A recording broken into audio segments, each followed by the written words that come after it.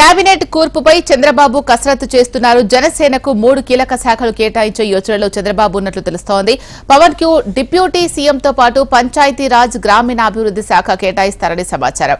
సాయంత్రం మంత్రులకు శాఖలు కేటాయించనున్నారు. సీఎం చంద్రబాబు బాధ్యతను స్వీకరించిన అనంతరం అధికారికంగా ప్రకటించనున్నారు.